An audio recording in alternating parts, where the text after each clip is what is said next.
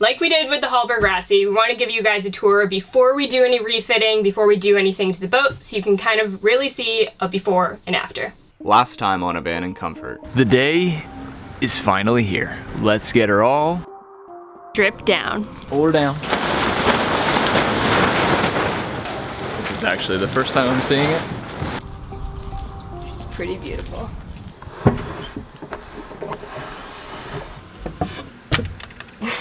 Good morning. $10,000 That's what we paid for her. for this girl. This English girl. This English girl. That's her actual name, not Jacquelina. It's kind of confusing, but we'll get more into that in the next episode, where we actually talk to the original owner and builder of the boat. Yep, we stalked him down on the internet, found his home phone number, and I left him a voicemail, and he returned the call, and we talked to him for an hour. We had no idea of what famous blue water cruisers and naval architects were on board this boat at some point when it was launched. So next episode you get to hear about the history of this girl.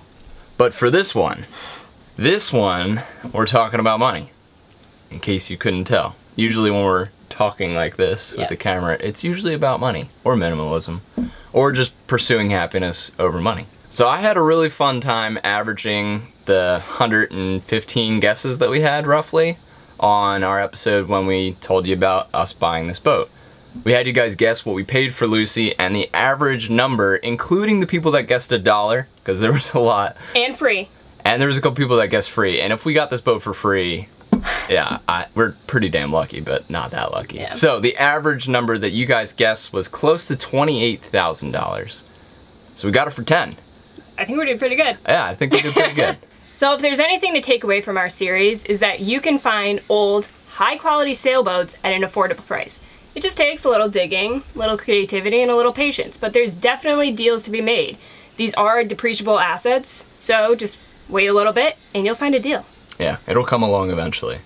So, we sold our old boat for $59,000, and then we bought this smaller, but just as capable, sailboat for $10,000.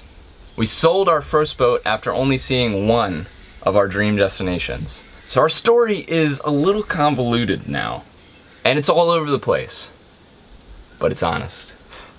And that's what we promised from the get-go. I think a lot of people don't understand this, that AC is not about entertainment. It's about setting a realistic expectation about what it looks like when you're pursuing your dream. So it would have been great to finish our refit, start heading south, and actually stick with our plan.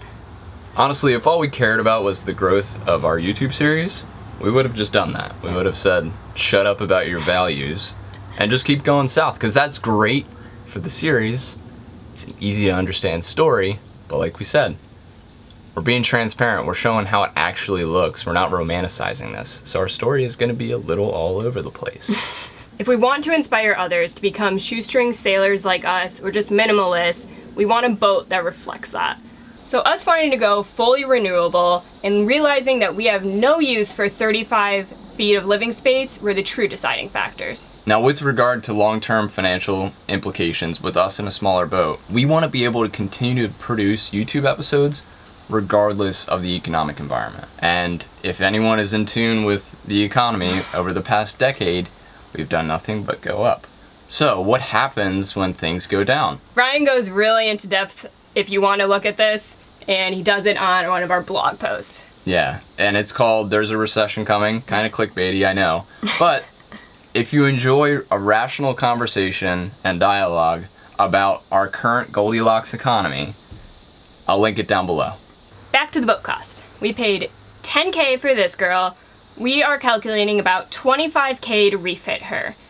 That is half of what we paid for buying the Hallberg Rassie and refitting her. But let's not get ahead of ourselves. We don't want to talk about made-up projections and everything. We'll wait until we're actually done the refit and let you know how much a smaller boat can actually save you.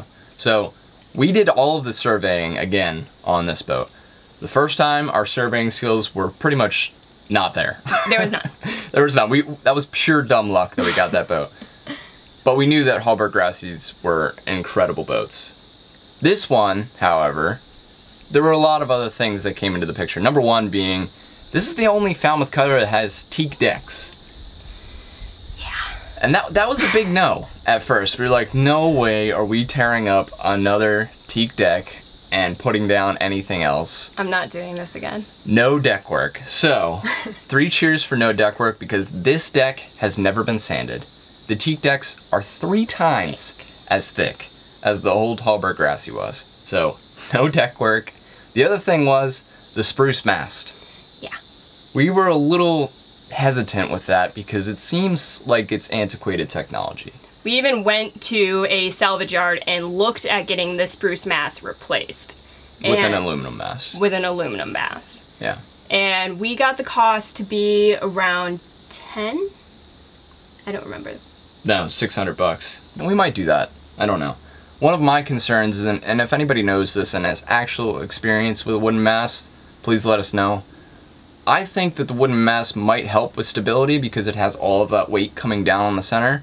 Again, if anyone actually has experience with wooden mast, let me know. When we looked at this mast and we did the survey of it and we tested it with the moisture meter, I mean, this thing, this whole boat is like a piece of furniture, but this mast was like, it totally blew us away. Yeah. So what do you think? Well, it's wooden. And it's the most gorgeous mast I've ever seen. Everything's brass. But look at this. It's gonna suck varnishing it. It's gonna suck when we get our first ding in it. The whole thing was wrapped and in this abandoned boat shed with a ton of mooring balls, furlers, all that other stuff. And we were planning on replacing the mast too. And then we unwrapped it. So as of right now, no deck work and we're keeping the spruce mast. Let's go ahead and give you a tour. It won't take long because, let's be honest, this is a hobbit hole, but it's our hobbit hole. Like we did with the Hallberg Grassy, we want to give you guys a tour before we do any refitting, before we do anything to the boat, so you can kind of really see a before and after. Here's our kitchen table. Pulls out. In here, pull this table all the way out. So there's the engine room. And that is a brand new fuel tank that we are going to actually use as water. It has never been used as a fuel tank. It is just a metal tank. So it is going to be a second water tank for us. Right here, this is where the engine used to go. Shaft ran back there. That's now going to be batteries. We don't know how many batteries, but we are 100% doing lithium batteries. So the number one thing that you're going to find out about this whole boat is multifunctional space. So this is also the table, our sitting area, and a sleeping area. This thing goes 7 feet deep. Now, right now, it's set up with one on this side and then one on this side. The plan is, Ryan's still gonna give me my queen bed. We won't have the mattress in here, but no way. But I will have a queen size bed. It'll convert. What we've found is comfort comes with a premium when you're at sea, but the one thing that gives us the most comfort is actually having a bed we can sleep in.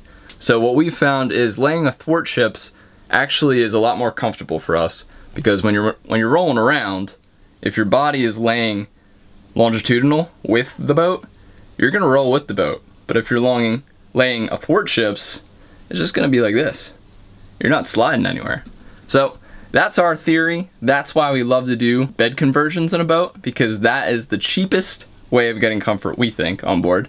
And for us, it works best. I mean, you need good sleep. This is the area that we'll convert. This will fold down. This is all gonna be convertible, so when you come down in the boat, you're gonna just see this, and the inserts will be tucked back there. We lay the inserts across this. We're gonna go ahead and continue to move forward. So this is my kitchen, and it's a shipmate kerosene stove, and what we're thinking about doing instead is an induction stove. So electric cooktop, stove right there. We're probably going to continue to keep the kerosene as a backup because the kerosene tank is right there. It's a deck fill and it's 5 gallons. We also have the kerosene lanterns. We think it's a good backup and redundancy. So that's the kitchen. Kels, You want to show them what we upsized on? Oh yeah, so the big thing that we upsized on is the fridge space. Fridge has, it's a butterfly hatch to get this bad boy. Yeah, and both sides pop out. Yep, just like that. And it's massive. So we built to take shelving so then you can kind of get to things easier instead of just having a huge ice chest and trying to find everything. So we're really excited about that. Yeah, so use of space was pretty much everything with this, and when we spoke with Gary, again, you'll find out in the next episode, but the number one thing when we went through this boat, we were like, the use of space is exactly how we'd want it to be. It's well optimized. It is, yeah. It is extremely optimized. I mean, we have like a secret compartment right here that pops out. Then we have like all of these storage down here. Storage here, little storage here. And a wet locker closets right here, and then a main cedar locker, which we'll get to, back there. So again, storage right there, that pops up right there, and that goes way down in there. It's pretty dark because we got the tarp up, and that's keeping this varnish in good shape, so let's go ahead and head forward. Okay, so here's my closet.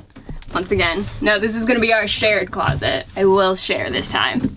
And it's cedar lined, so our clothes are gonna smell amazing. So then here we got a 3/4 berth. It's a little small for the two of us together, but it's great for one person up here. And of course, thinks of everything, easy storage cabinets right here, and everything has holes to breathe. And why are the holes so big? I don't know. Weight. Ah. There's the butterfly hatch above Kelsey. We have other storage here. Yep.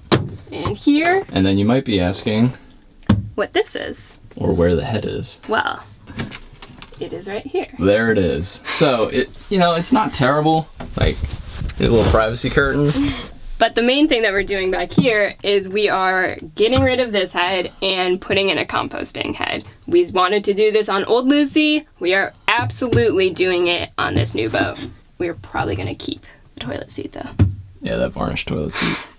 Luxury. It's very luxurious. Then there's my vanity mirror. I think the original owner built this for his girlfriend, wife, and it has this massive mirror. And then it also has additional storage under here as well. This little shelf here, put little knickknacks in.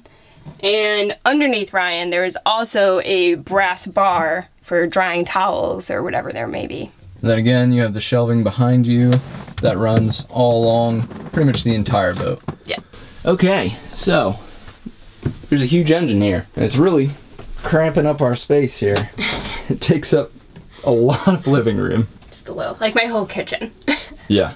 So we are getting rid of this gal. It has never been used. It is still in the original crate, and it's a universal Westerbeek. Yep, 18 horsepower, 3-cylinder inboard diesel. We are selling it, so if you're looking for an engine, brand new, 0 hours, we will deliver the engine to you in our Prius. In the back of the Prius. So if anybody wants this, let us know in the comments below. We read all of the comments, as I think you guys all know by now. So comment below with an offer. We are asking $7,500 for it. So AC is our experiment of how you can travel full-time while being financially savvy. Living tiny and financial independence, in our minds, they go together like peanut butter and jelly. Thanks again for coming along on our journey, and as always, consume less, adventure more. See you guys.